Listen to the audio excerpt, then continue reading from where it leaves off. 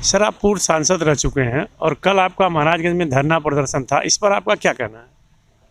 देखिए, संसद सदस्य और विधायक रहने के पश्चात मैंने ये अनुभव किया कि देश की आज़ादी के बाद किसानों की माली हालत लगातार गिरती चली गई और देश के अंदर जितने भी राजनीतिक दल हैं वो राजनीतिक दल किसानों के सवाल पे, जैसे कबड्डी में पाला छूना अनिवार्य है, वैसे किसानों को पाला छूने की दिशा में ले जाते हैं और इस पर निर्णायक लड़ाई नहीं होती है, निर्णायक बातें नहीं होती। काफ़ी चिंतन करने के बाद हमने 9 अगस्त 2023 को क्रांति दिवस पर पूर्वांचल किसान यूनियन का गठन किया और ये निर्णय लिया कि मैं अपना संपूर्ण जीवन किसानों, गांव, खेत खलिहान के लोगों के साथ जो अन्याय हो रहा है, गांव जो शहर का अंतर है, इसको मिटाने के लिए संघर्ष करूंगा। इसके लिए हमने पूर्वांचल किसान यूनियन बनाया और आजीवन ये लड़ाई मैं लड़ता रहूंगा। सर, ऐसा तो नहीं है कहीं आप किसान यूनियन से चुनाव लड़ना चाहते हैं? किसान यूनियन राजनीतिक संगठन नहीं है, ये सामाजिक और किसानों का संगठन। देश की आज़ादी के बाद स्वर्गीय जवाहरलाल नेहरू को छोड़ने के न रहने के बाद विभिन्न सरकारों ने खेती के लिए जो मूल चीज़ थी पानी, उसके लिए कितना प्रबंध करने का काम किया। आज जब 13वीं लोकसभा में मैं संसद सदस्य था तो स्वर्गीय अटल बिहारी वाजपेयी की सरकार ने निर्णय लिया था कि देश की सभी नदियों को हम बांध बना करके और पानी का समुचित प्रयोग करेंगे। 13वीं लोकसभा को समाप्त हुए आज 20 वर्ष हो गए और 10 वर्षों से आदरणीय मोदी जी देश के प्रधानमंत्री हैं। वो विकास की लंबी चौड़ी बातें करते हैं। उन्हें देश की जनता को बताना चाहिए कि कितने किलोमीटर उन्होंने नई नहरों का निर्माण किया। देश की आज़ादी के बाद जब ये बड़ी बड़ी मशीनें नहीं थीं, आदमी और खच्चर काम करते थे, तब स्वर्गीय जवाहरलाल नेहरू जी ने गंडक परियोजना, कोसी परियोजना, भाखड़ा नांगल बांध जैसी बड़ी बड़ी योजनाओं को मूर्त रूप देके देश को सुपुर्द भी कर दिया। आज जल का स्तर नीचे गिरता चला जा रहा है। गर्मी के दिनों में आप देख रहे होंगे कि पीने के लिए लोगों को पानी नलों से उपलब्ध नहीं हो पा रहा। अगर महाराजगंज जनपद में ही उदाहरण के तौर पे जो नारायणी नदी है, इसकी एक नई शाखा नेपाल के अंदर से सीधे मर्चवार को जोड़ दिया जाए तो महाराजगंज का जो नौतनवा ब्लॉक है, लक्ष्मीपुर ब्लॉक है, सिद्धार्थ नगर का पूरा इलाका, ये पानी पूर्णतया किसान के खेतों को पानी मिलेगा और नेपाल जो हमारा मित्र राष्ट्र है, उसका जो तराई का एरिया है पहाड़ के नीचे का, उसको भी भरपूर पानी मिलेगा। लेकिन इन परियोजनाओं पे कोई ध्यान नहीं दिया गया। जब तक किसान को पानी नहीं मिलेगा, जब तक किसान को आधार के गांव के लिए आधारभूत संरचना का निर्माण नहीं किया जाएगा, तब तक गांव तरक्की नहीं कर सकता।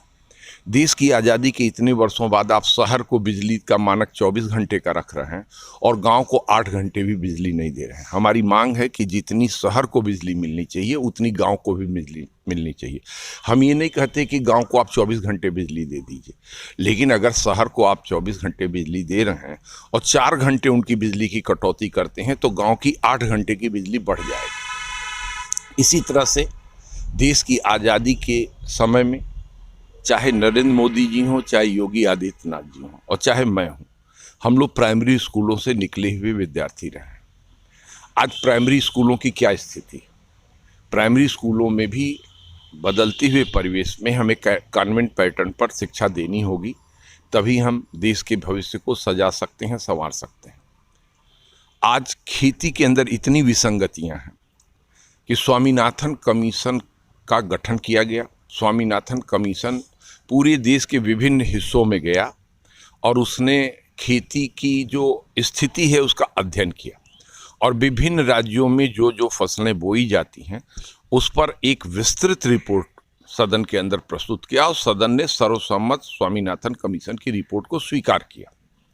आज प्रश्न ये उठता है कि देश के 2 राज्य छत्तीसगढ़ और मध्य प्रदेश, जहां अभी चुनाव हुए हैं विधानसभा के, भारतीय जनता पार्टी ने अपने चुनाव घोषणा पत्र में वहां वादा किया कि हम किसानों को धान का न्यूनतम समर्थन मूल्य 3100 रुपये क्विंटल और गेहूं का 2700 रुपये क्विंटल देंगे और खेतिहर मजदूरों को 10,000 रुपये प्रतिवर्ष की वार्षिक मदद करने का काम करेंगे। मैं बड़ी ही विनम्रता से आपसे कहना चाहता हूं कि जो हमारा महाराजगंज जनपद है ये हरियाणा और पंजाब के औसत से अधिक उत्पादन करता है।